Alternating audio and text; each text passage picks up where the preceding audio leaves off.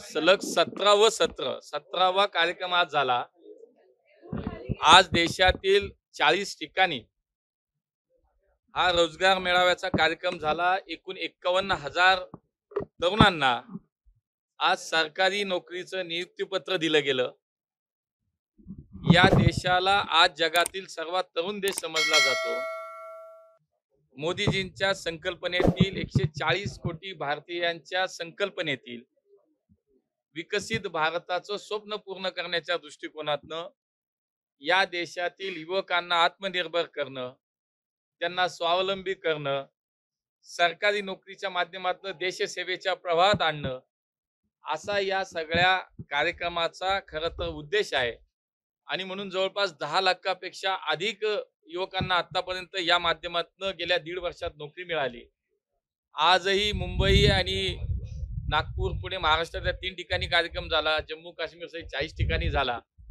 त्यामुळे एक मोठी उपलब्धी आहे माननीय मोदीजींच्या कल्पनेतील विकसित भारताचा संकल्प पूर्ण करण्यासाठी एक मोठं पाऊल या रोजगार मेळाव्यातनं टाकलं जातंय.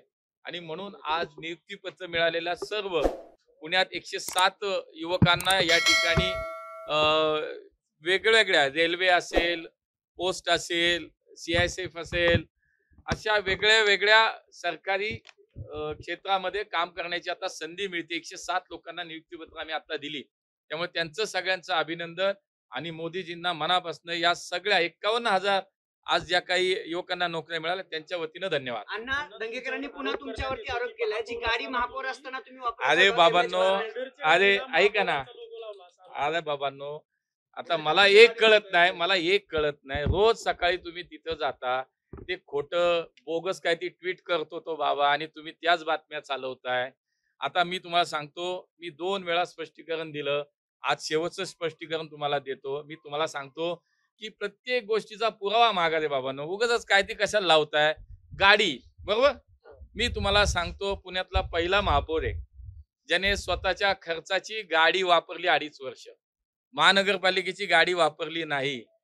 राहिला विषय बडेकरांच्या नावाची गाडी कुठली आहे? बडेकर प्रॉपर्टीज.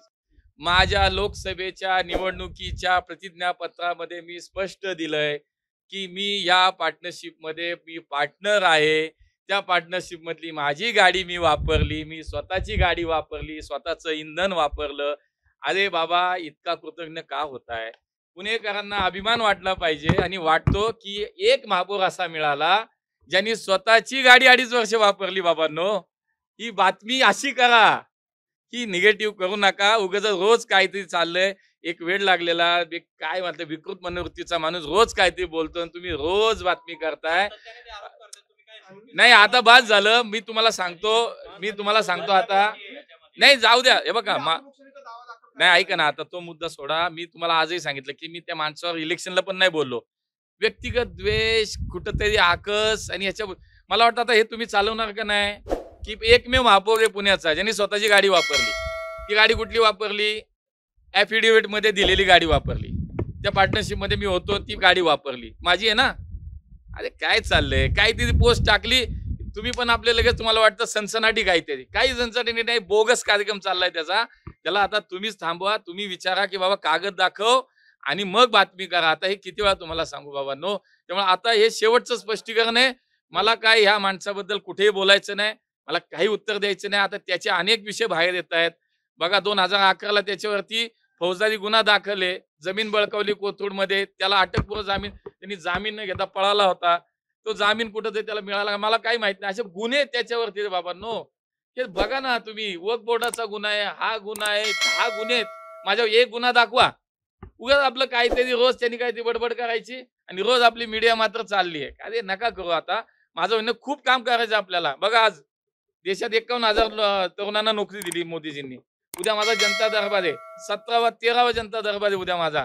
आज प्रत्येक जनता दरबारात 5-5, 10,000 लोकांची कामं मी करतो. हेच लावा रे बाबांनो चांगलं. हे काहीतरी उगाच आपलं त्याला नाही काम नाही धंदा, सगळीकडनं लोकांनी टाकून दिलेलं आहे. उगाच आपलं ते रोज काहीतरी बोलतो आणि आपण रोज चालवतोय. खूप खूप धन्यवाद.